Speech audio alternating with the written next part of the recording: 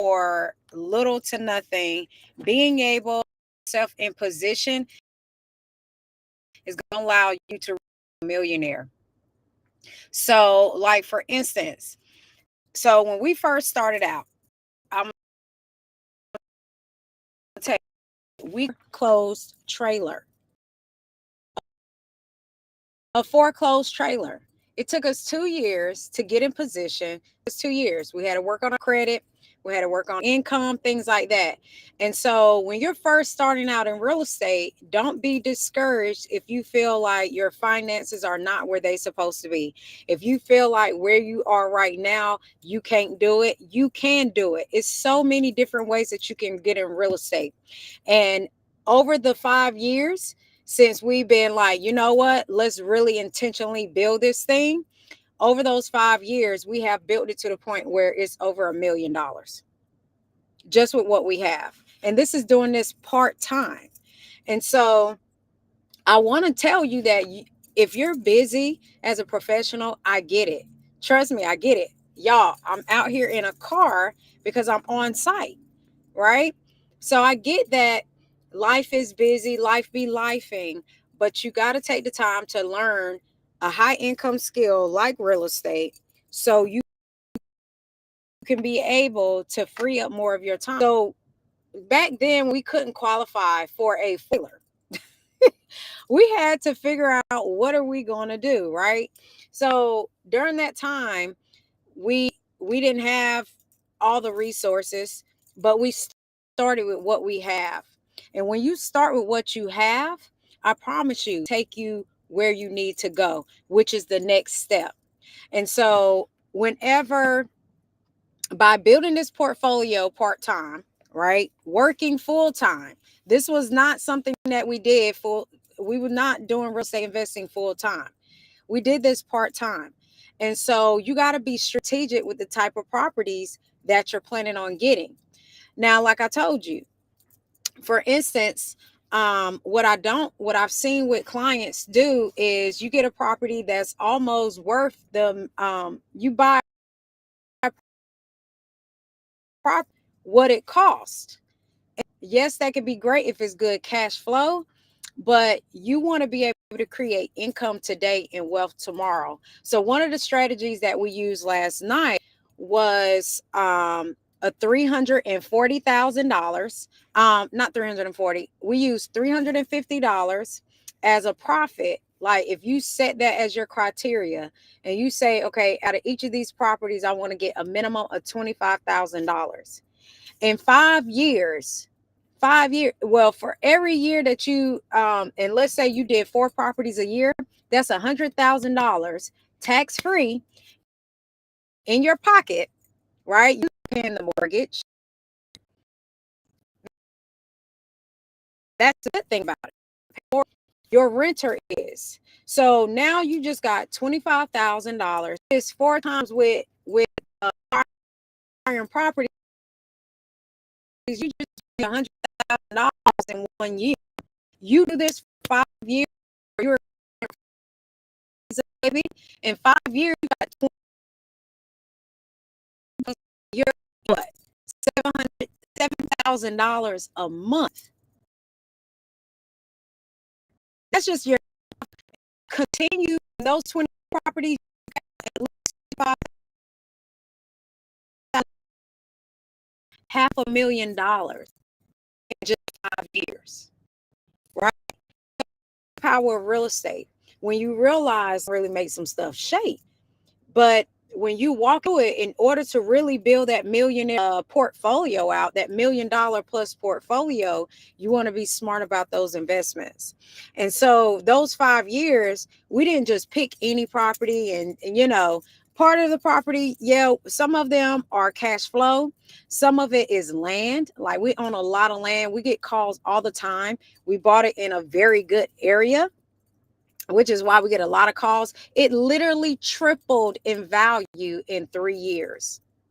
Let me say that again. Land that we purchased when we bought it, it tripled in value. So that's just the land.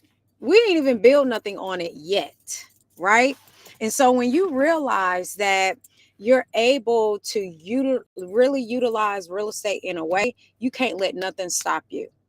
You can become a millionaire. You can use real estate to do it, and you can do it even with a busy schedule. So when you're looking at these properties and you're trying to figure out what's going to be the best way that I can make money now and still build wealth, right? You want to position yourself in a way that's going to allow for you to acquire properties without your using your money, right? Because that's what we're about to talk about, how to use little to none of your money. And even if you have little experience, okay? So the first thing I want to talk to you about, if you don't have any money, there's three ways you can get property, even if you have little money now. Okay, way that you can be able to get some money is go borrow it. Go and borrow it, right? If you have friends, if you have family, if you have people that see what you're doing and you can back up what you're saying, go borrow it, right? It's a loan. You need to pay people back. It's not a grant. Pay people back, okay? It is a loan. And so you can be able to set up deals with individuals that allow for you to be able to acquire these properties, right? I have no problem calling someone and saying, hey, I have a property. Would you like to invest? The worst they could say is no. And where does that leave me? Right where I'm already at. So, what difference would that make to me, right? So, when you're looking to do this with little money, you got to be creative. Okay. So, you got to find people that's willing to go in with you or go get the money. Now, another way that you can go and get the money is through lenders, whether that's hard money or whether that is using banks, right? And other ways. So my clients and I show them like, hey, first of all, you need to protect this because this is a business, right? We protect the business. And then the first thing that we do is we go get the money. That's the first thing we're going to go do. Let's go get the money because we need this money, especially if you have no money. We need to go get the money, right? And so we use other lenders for that. And so those lenders were able to use that money as down payment, as part of helping with renovation costs, or even just paying for closing costs. And so utilizing that will allow for you to purchase properties using other people's money.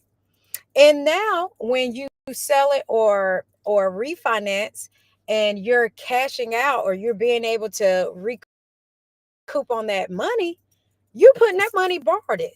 Because what did I just tell you? Just because you borrow it is not a grant. You got to pay it back. So you got to be smart about the choices that you're making if you go that route and make sure that whatever you're doing investment wise can pay that investment back off. That's how you use other people's money. They want to know, are you going to pay me back? Another way that you can that I use now, all of these strategies we have used before. Another strategy that we use is we used our own home. We used our own home. No, y'all. We use our own home.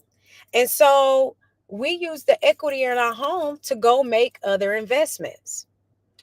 And we didn't mind using the equity in of our home because we still had more left. We didn't take out the whole amount. We used enough to go get an investment property that allow for us to pay that off and still be able to do it over and over again. All right. So your second way is lenders. The first way I just told you is get partners, get people with some money. If you ain't got no money, go find some people with some money.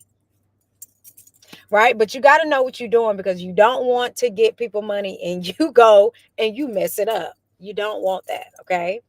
So know what you're doing. Go back, watch the other series, parts of this series, and you will start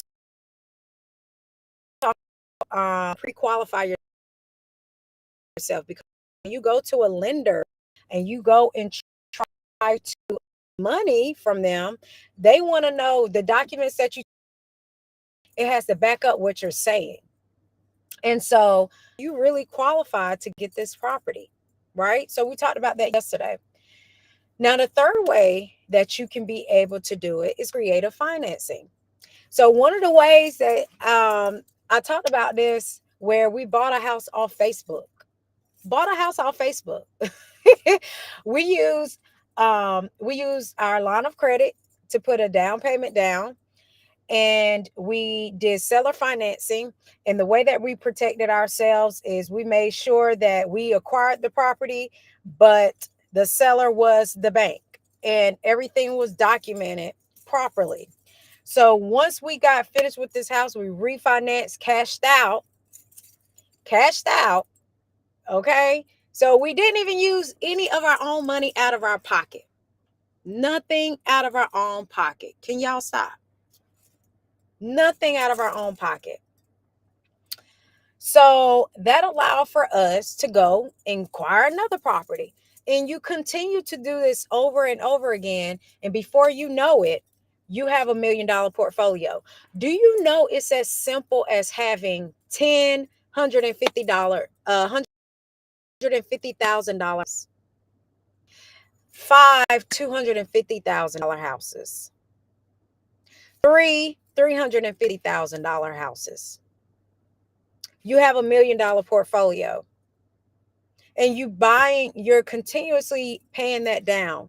Now I get it. Everybody doesn't want hundreds of doors. And doors means how many renters you have, right? So in that household unit, right? You can have a one unit, which is like a quadruplex, right? But you have 4 doors in that one unit. That's a quadruplex. All right. Just to break that down to you. So if you don't want a bunch of doors and you just like, hey, I just need enough because this is part of my retirement plan, right? If this is part of your retirement plan, then be strategic. Think about where you are in your lifestyle and what fits with that, right? Because owning $1 million plus worth of real estate, is not necessarily, you have to have 100 doors or 50 doors. Like that's not the case. So when you're setting yourself up and you're thinking, okay, I don't have time to manage these, or I don't have time to do it, it's all going to be a plan. If you give yourself 5 years, I promise you, you can have $1 million portfolio built. You can do it in 1 year. But if you're doing it part time, give yourself 5 years, right? Give yourself 5 years. You could be sitting on $1 tax free if you wanted to do it that way. You can dollars tax little as 5 years. Now, I'm not making no guarantee, and being a licensed mortgage broker, I do not make guarantees. You, if you put in the work and you make it happen, you can make whatever you want come true. But that totally being ingenuity, being creative with how you're going to get started. So that's why I want you to think, what's the best way for I get started if I don't have little to no money? I just gave you 3 ways. Number 1, go and partner with somebody. Number 2, lenders, right? I just told you how with my clients and students, we go and get the money first so we can use other people's money. It's not a grant. We got to pay it back. So we use that to go and get more, to go actually acquire the properties. And then 3, seller financing. There's other creative ways that you can be able to acquire property. But mainly seller financing is allowed for you to really acquire that property and still do the method as if you went through a hard money lender or a commercial lender. Okay. Now, if you have no experience, let's talk. Yes, you get in Wealthy Family Network. If you have no experience from a professional, right? The reason why I'm my company in or anything like that, but you want to learn this skill. You cannot Google your way. You can Google your way, but you're going to make a lot of mistakes. You're going to make a lot of mistakes. Please don't do that. That's what happened to us. I am self-taught, but also knowing from both ends as a mortgage broker and a real estate investor. I see both sides of the process. I see how the underwriters and the lenders think, but I also see from an investor side, right?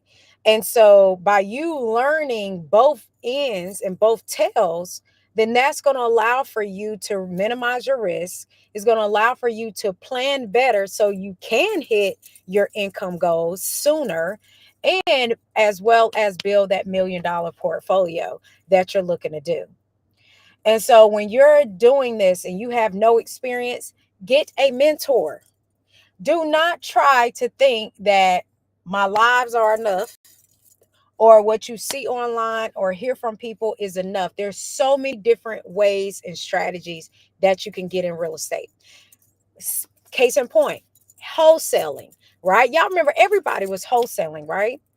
Wholesaling is one way that you can get in, if you have no no money. But if you don't know what you're doing, there's now laws in place that wholesalers can't just do certain things anymore. There's certain things that have to be in the contract to protect the buyer and the seller, right? And they did this because wholesalers literally milking, right? But wholesalers, if that's you, you can't really build generational wealth because the whole wealth aspect it is the real estate. If you're selling it off, yeah, you're making the money, but you don't have the wealth part of it. You have the income today, but no wealth is being built for tomorrow. So no, I don't talk about wholesaling because my mission is income today and wealth tomorrow. So what do we need to do? If you don't know what you're doing, wholesaling is not a great way to get into it. I personally do not believe that's a great way. I do not. If you have a home right now, right, that's a great way for you to get started if you have no experience, because you can utilize your house and still go through the process and put a renter and be able to put a renter in your property and at least see how it goes, right? Because at least you want to be able to put yourself in position so you can at least learn, okay, what is it like having, whether you're managing that property or not. Some people that just don't like it, they rather just turn it.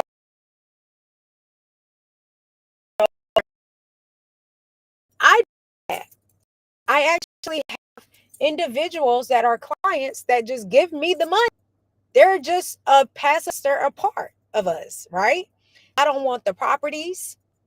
I don't want no properties in my name. I'm good.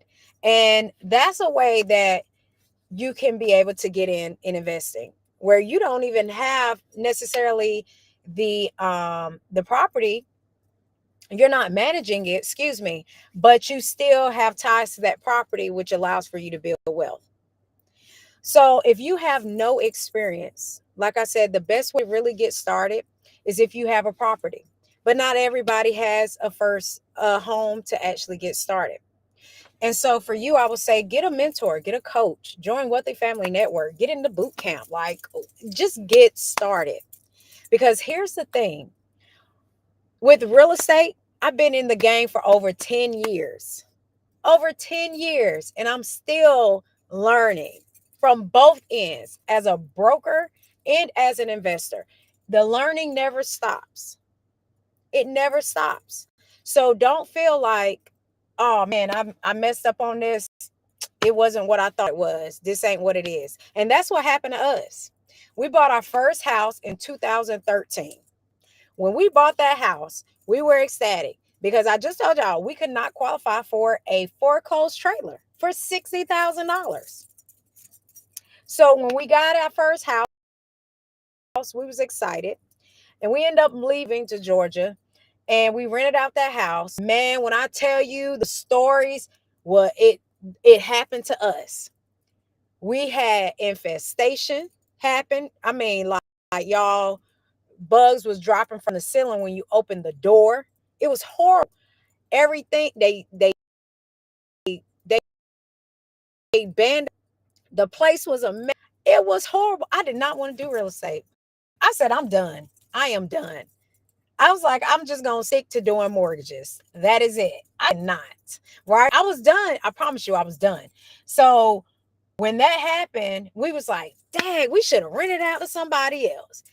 All this, what we should have, could have, would have did. Right. We fixed the house up and we end up saying, we're not doing this. We ain't fooling with it. We all the way in Georgia. Nobody got time for this. And we sold the house. If we would have kept that house, you guys, I promise you, it would be paid off right now or dang on near it. And we would have been able to still have a renter in there. And the property value of that house has doubled in 10 years. So we would have had access to over $200,000 in that one property. If only we decided to keep it. But I didn't know. And so that was a learned lesson. And then when we decided to finally get back into it, that's when we was like, you know what? Let's invest again. Let's find us a property.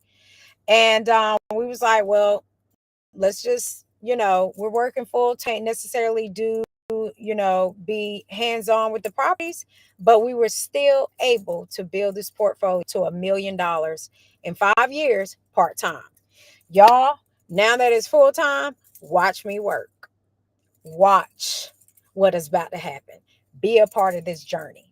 Because when I tell you, sitting right now at one of our properties, sitting over here, I promise you, God is faithful. Number one, because he is the main reason why we are where we are. I'm giving him all the credit. He has all the credit. Because let me tell you, the things things is moving so fast when we decided to actually go full time. It is moving so fast from investor partners, from just connections, everything. And so as people get to know what you're doing or the things that you want to do, opportunities start coming to you. And so having no experience is okay because you're going to learn it as you grow. You're going to earn and learn. This ain't MLM. You literally will learn and earn at the same time. But don't set yourself up because you don't know how to count. And there's a different way to counting than if you were going out and just buying a house, right? Okay, this is based on my income. That's different when you're looking to buy properties and investing in yourself. And so I just want to leave you with this tidbit. And please understand this, that when you're looking, whether you have no money or no experience, you get with somebody that do. Because you don't want to, number one, slow down your journey. And number two, you dang on show don't want to go broke. You don't want to go broke. And so you can go broke even if you buy a house for yourself. You can go broke.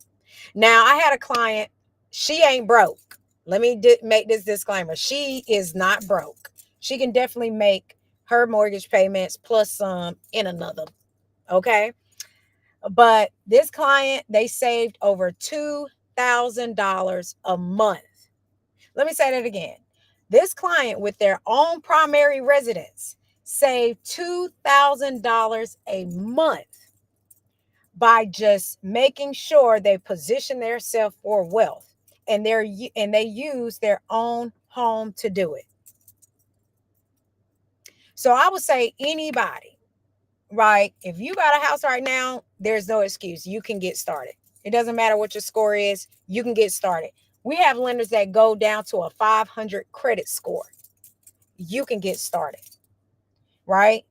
But when it comes to you really wanting to build a portfolio to $1 million and you don't have you're going to have to partner with somebody. You're going to have to partner with, or else it's not going to get done. That house is literally going to sit there. Nothing is going to get done if you're not. I'm telling y'all. Now, Here's the thing about real estate, and I call it semi-passive because when you acquire the property, and I know everybody don't have time to renovate and things like that, right? But you cannot depend on the contractor to keep you in budget. You cannot depend on the contractor to handle what you need to be handling, because it is your duty to be able to know what those numbers are and how to count and what is happening in that budget. You need to know that. You need to make sure you're on budget. That is your job. Okay. So if that's the case, then if you know you can't manage it, you need to partner with somebody. If you don't have the experience, you need to partner with somebody. And I'm not just saying that to be funny or nothing, but you don't know enough and it's going to cost you big time. If we went partner with somebody and we knew, like, we knew the horror stories, but we was like, no, that's not going to happen to us. Oh, no, no, no. And it did, right? It did. And so when it did, it turned like I was done. I was done. But if I had someone that told me, fix this up, you better not sell it. You better not. You got this in there. But this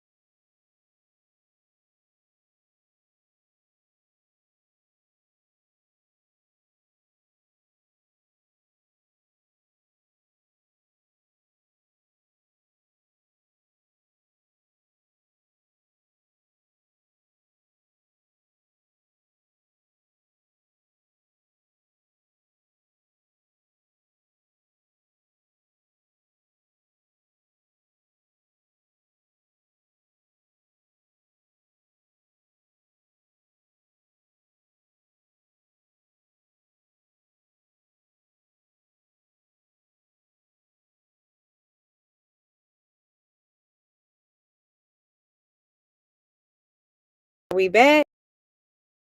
Okay, we're back on. All right. So if you had a mentor, somebody, if we had that when we first started out, I wouldn't have sold that house. If I had someone teach me and I had a mentor that I could have called or I could have had some type of connection to, and when I got qualified to be able to buy a house when I was in college, I had 2 jobs in college, right? I was hustling. Okay. I love clothes. So I was buying clothes. But when I had 2 jobs in college, I got qualified to buy a house. I read Rich Dad Poor Dad, and I was like, oh, I need to go buy a house. I need to buy the worst house in the best neighborhood. Somebody taught me out of it who never did real estate. I can't even remember who it was, but they was like, girl, you don't want to do that. You're a student. You're not going to live up there. Who's going to help you? You're young. All these things. They have never done real estate in their life. And they talked me out of it. Well, I let myself get talked out of it. Let me just say that. I let myself get talked out of it. And so when that happened, I was looking back now, like then I thought I dodged the bullet. Oh yeah. When I could have got that house and I was going to rent it out to a student. Y'all, just imagine you're renting out to 4 students, a 4-bedroom house.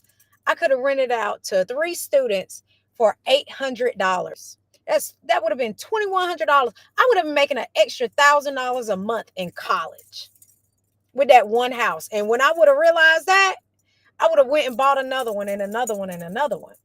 Right. And that was when I was 23. 23. So if you young, y'all better listen to me now. I'm telling you, I regret that. Now looking back, I wish I would have just bought it. And that's why I say if you have no experience, get a mentor. Get a mentor because that's going to make a big difference and it's going to make you big bucks very quickly and help you get that curve, that learning curve down. Okay. You like, we are literally here at the property that I thank God for, but literally it's amazing what you can be able to do with patience, other people's money, and education. You can build $1 million portfolio in 5 years or less. Now, like I said yesterday, I broke down a simple math, 4 houses a year, and they're getting you $350 in profit, and you're taking out $25,000 tax free. That's $100,000. And in 5 years, you'll have $500,000. You'll have more than that if you're really investing, but $500,000 and $7,000 a month in income. That's the power of real estate. And those 20 houses, even if they're worth $100,000 each, you have a $2 million portfolio in 5 years. I'm going to leave you with this. I promise you, I'm going to leave. I'm going to leave you with this. In order to become a qualified investor, according to IRS, you have to have $1 million in assets outside of your primary residence. And you have to be making, if you're married, 300,000, and if you're just one person head of household, $200,000 a year in income in order to really be able to be open to more opportunities to where you can invest, whether that is real estate, like I'm talking about big deals, right? That takes, like, you got to be an accredited investor. Look it up. Accredited investor. What does it take for me to become an accredited investor? And so if that's the case, you can literally be able to create that with real estate. And I'm going to leave it at that. All right, you guys. If y'all enjoying this series, let me know on tomorrow. I am this series will carry over until next week. Okay. So tomorrow we're going to be let me see, I'll tell you. Tomorrow is, I might have already talked about it, but we're going to talk about bringing you to $1 million. Okay. Bringing you to $1 million in real estate. So we've been talking about how you can get the money now, right? The income now. But tomorrow we're going to go into how you can build the wealth. We've been talking about the short term, but now we're going to go really more in depth into the long term tomorrow. And I'm going to really show you as a business professional how you can create $1 million portfolio. So by the time you retire, you'll be a millionaire anyways, but you will have access to millions of dollars and your real estate will be paid off. Paid off. You'll be debt free and worth over $1 million. So I'm going to show you some strategies how you can do that. How we have helped clients in the past do that who are retired or near retirement. So I'm excited to talk about that tomorrow, you guys. Join me tomorrow at 10 a.m. Okay. Or you can catch the replay. If you're catching a replay, TikTok, I'm sorry, they don't allow these lives to be saved. So you'll have to go to my YouTube page, Millennial Mortgage Mommy. Okay. That's where you can find the whole series to this. All right. And I'll make sure I'll add it to the link of my bio so you can have access to. All right, you guys. All right, beautiful bosses. I got to go. I'm in the middle of the work week. The work day. I got some more stuff I need to do because I am a busy professional mom myself.